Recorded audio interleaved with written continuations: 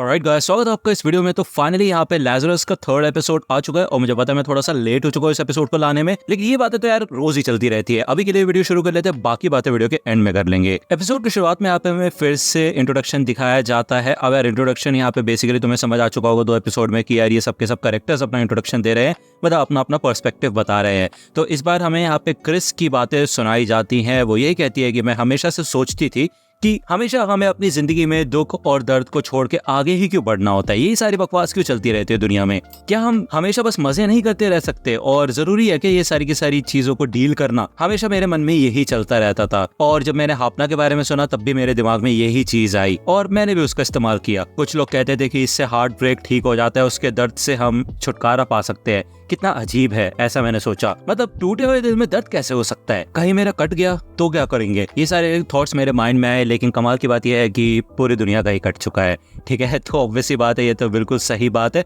अब आपको याद होगा लास्ट एपिसोड के एंड में हमें दिखाया गया था कि एलेना को काफी सारे मैचेस मिले थे, मतलब 1 लाख से भी ज्यादा ऊपर लोग उसे मिले थे जिनकी शक्ल बिल्कुल डॉक्टर स्किनर की तरह थी। अब वो यहाँ पे हमें बताती है कि ये सब कुछ सिर्फ और सिर्फ एक हैकर कर सकता है, ठीक है। दुनिया के 3 कमाल के हैकर्स है जो ये कर सकते हैं, जो कि है पॉपकॉर्न विजर्ड, डॉक्टर 909 और मैड स्क्रीमर। आखिरी वाली मैं हूँ। तो ये सुन के तो ये सबके सब लोग काफी ज्यादा शॉक हो जाते हैं। तो ये लोग ये आइडिया लगाते हैं कि जो मैड स्क्रीमर और डॉक्टर 909 है ना, वो हो सकता है डॉक्टर स्किनर की मदद कर रहे हो। और सर्वेलेंस कैमरा पे ये सारे के सारे लोग दिख रहे हैं। इससे हमें एक बहुत बड़ा क्लू मिला है, जो कि ये है कि उसने जरूर प्लास्टिक सर्जरी तो नहीं कराई होगी, क्योंकि अगर कराई होती तो इन सब चीजों की जरूरत ही नहीं पड़ती उसे। इसका मतलब ये है कि वो अपने असली फेस के साथ कहीं ना कहीं जरूर घूम रहा है। तो डग को भी इधर कुछ इन्फॉर्मेशन मिली होती है दूसरी, और क्रिस और लीलैंड को भेजा जाता है स्किनर के घर पे इन्फॉर्मेशन इकट्ठा करने के लिए, ठीक है। तो डग और एक्सेल इधर जाते हैं। डग बताता है क्लॉड क्लाइन के बारे में, जो कि उसका प्रोफेसर हुआ करता था उसकी लैब में यूनिवर्सिटी में, और वो डॉक्टर स्किनर को जानता था। तो हो सकता है इनको कुछ क्लू मिले उस बंदे से, ठीक है। दूसरा यहाँ पे हमें डॉक्टर स्किनर के घर का सीन दिखाया जाता है। लीलैंड और क्रिस इधर अपना फेस बदल के आए होते हैं साफ सफाई वाले कर्मचारियों की तरह,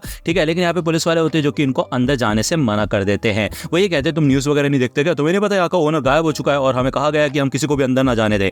तो लीलैंड कहते हैं अच्छा ठीक है, फिर भाई अब तुम हमें अंदर जाने दे रहे तो हमारा खर्चा पानी दे दो, जो भी हमारी फीस है, हम यहाँ पे आए हैं और कैंसिलेशन चार्ज मिला के इतना कुछ होगा।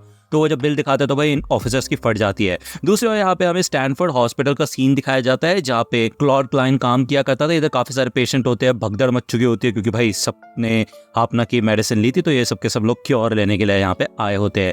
एक्सेल इधर वेट कर रहा होता है, तभी इधर डग आता है। वो बता देता है कि लोग कह रहे हैं कि वो रिटायर हो चुका है और उसकी कोई भी इन्फॉर्मेशन उन्हें नहीं पता है। बस इतना पता है कि यार उसकी हालत काफी ज्यादा खराब हो गई थी और वो सड़क पे आ गया है। दूसरा क्रिस यहाँ पे लीलैंड से पूछते हैं कि तुमने ये सब कैसे कर लिया। तो लीलैंड कहते हैं ये तो आसान सी चीज है, बिल्कुल भी इसमें कुछ सोचने वाली चीज नहीं है। तुम बताओ तुम इन सब चीजों से पहले क्या करती थी।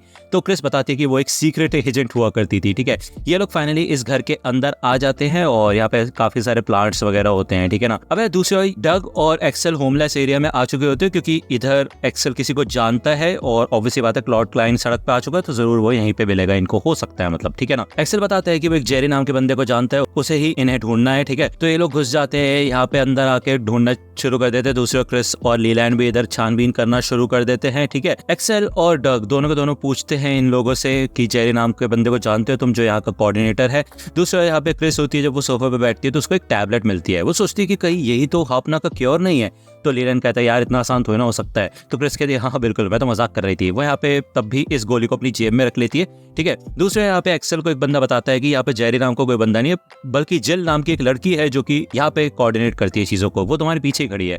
हमें दिखाया जाता है ये जिल और कोई नहीं बल्कि जेरी ही होता है, जो कि एक औरत बन चुका होता है अब, ठीक है। वो काफी ज्यादा खुश होती है यहाँ पे एक्सेल से मिलकर, एक दूसरे को गले लगाते हैं ये लोग, ओके। और अपने कुछ पुराने दिनों के बारे में बात करते हैं जब ये दोनों जेल में साथ थे, ठीक है, क्योंकि एक्सेल जेल में ही उस बंदी से मिला था, मतलब बंदे से, यार क्या ही बोलूं इसको। वो पूछती है तुम लोग यहाँ पे क्यों आए थे। डग बता देता है कि वो क्लॉड क्लाइन नाम के बंदे को ढूंढने के लिए यहाँ पे आए हैं। तो यार जिल एक ही चीज बताती है, वो यही कहती है कि यहाँ पे हर तरीके के लोग रहते हैं, सबकी कहानी लगभग सेम ही है कि वो बर्बाद हो गए, लुट गए, ठीक है। तब वो ऐसी कंडीशन में आ गए जब उन्हें पता चला कि दुनिया खत्म होने वाली है। तो काफी लोगों को इस चीज से खुशी मिली, भले वो यहाँ पे मुंह से ये बात नहीं बोलते, लेकिन मन ही मन ये चीज मानते हैं। तो मैं तुम्हें यही कहना चाहूंगी कि किसी भी इंसान का पास्ट खंगालने की जरूरत नहीं है यहाँ पे आके, ठीक है ना। तो डग बताता है कि जब वो एक एकेडमिक रिसर्चर था तब उसे किसी इंसान ने बोला था कि आज तक कभी भी ऐसा नहीं हुआ है कि कोई ब्लैक आइंस्टाइन बन जाए, मतलब ब्लैक लोगों को नोबेल प्राइज नहीं मिलता है, ठीक है, तो तुम्हारे कुछ बस की नहीं है। उस समय यहाँ पे क्लॉड क्लाइन ने उसका साथ दिया था, वो उसके लिए खड़ा हुआ था, ठीक है, तो इसलिए वो उसको थैंक यू बोलना चाहता है। तो जिल कहती है ठीक है, फिर उसकी फोटो मुझे दिखाओ। तो हमें दिखाया जाता है कि यार क्लॉड इधर चेस का गेम खेल रहा होता है इन लोगों के साथ, ठीक है, तभी यहाँ पे आ जाता है डग और वो कुछ चालें बताता है इधर क्लॉड को, जिससे क्लॉड ये गेम जीत जाता है, ठीक है। हमें यहाँ पे दूसरा दिखाया जाता है एक्सेल के पास एक बंदा आता है बास्केटबॉल का मैच खेलने के लिए, बोलता है कि क्यों ना तो मेरे साथ खेलो। तो ये दोनों यहाँ पे खेलने के लिए निकल जाते हैं। फाइनली यहाँ पे डग आके बैठता है क्लॉड के साथ और वो उससे पूछता है डॉक्टर स्कैनर के बारे में कि तुम्हारा उससे कोई कांटेक्ट हुआ या नहीं। तो यार क्लॉड यही कहता है कि उसको काफी समय हो गया, कई साल हो चुके हैं उसके साथ मिले हुए। दूसरा इधर एक्सेल खेलना शुरू कर देता है इस बंदे के साथ।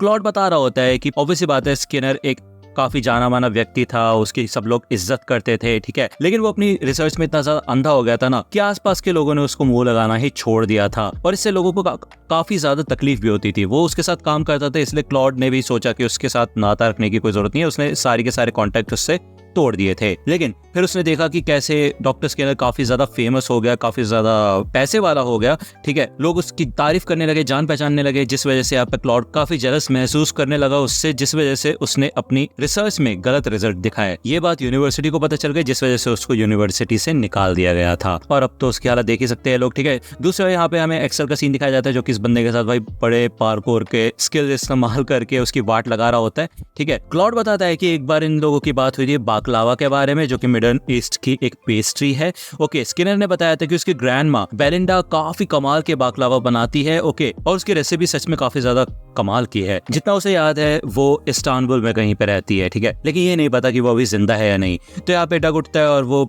शुक्रिया अदा करता है प्रोफेसर का, क्योंकि उसने एक टाइम पे उसका ख्याल रखा था, उसका साथ दिया था, ठीक है। वो यहाँ पे एक्सेल के पास आ जाता है। एक्सेल ये मैच जीत चुका होता है और जिल पूछती है कि क्या तुम लोग काफी पहले से दोस्त हो क्या? तो डग कहता नहीं, अभी हम हाल ही में ही मिले हैं। तो जिल कहती है कि वैसे देखा जाए तो एक्सेल काफी कमाल का बंदा है, जहाँ पे भी जाता है वो अपने दोस्त इजीली बना लेता है, मतलब काफी कंफर्टेबल हो जाता है इजीली, लेकिन जब तक तुम्हें पता चलता है वो गायब हो जाता है वहां से। ओके, तो ये लोग यहाँ से निकल जाते हैं फाइनली, ठीक है, अपने बार्बर शॉप में आके मिलते हैं। अब ये लोग बेलिंडा के ट्रेसेस ढूंढना शुरू करते हैं, जो कि ग्रैंड मदर होती है स्किनर की, लेकिन इनको कोई भी क्लू नहीं मिल रहा होता। अभी इस्तांबुल में जब चेक कर रहे होते हैं ना, तो एक जगह ऐसी मिलती है जहाँ पे क्राइम रेट काफी ज्यादा हाई है और यहाँ के सर्वेलेंस कैमरास भी ऑफ है, जो कि एक काफी कमाल की जगह है डॉक्टर स्किनर की छुपने के लिए। लेकिन साथ में ये एक ट्रैप भी हो सकता है, लेकिन इनके पास और कोई चारा नहीं होता बजाय जाने के वहाँ पे। तो हाइपर क्यूब से सिर्फ इनको 6 घंटे लगेंगे वहाँ पे पहुंचने के लिए, ठीक है। तो इधर एक्सेल और लीलैंड को भेजा जाता है इस्तांबुल में। ये लोग यहाँ पे आ चुके होते हैं, भले यहाँ पे लीलैंड ने अपना भेस बदल रखा होता है, लेकिन फिर भी लोग उन्हें देख रहे होते हैं। इधर एलेना ट्रांजेक्शन वगैरह रीड करना शुरू कर देती है जो भी उस एरिया के अंदर होती है, ठीक है। ऑब्वियसली बात है, ये लोग उस हैकर को ढूंढने की कोशिश कर रहे होते हैं। ये लोग जब यहाँ पे आगे आते हैं तो इनका सामना कुछ गुंडों से हो जाता है। अब ये सारे के सारे गुंडे पीछे पड़ जाते हैं इन लोगों के और लीलैंड तो ज्यादा लड़ नहीं पाता, लेकिन भाई अच्छे खासे पार्कोर स्किल्स की मदद से इधर एक्सेल इनकी वाट लगाता है और लेके भाग जाता है लीलैंड को अपने साथ एक बस पे।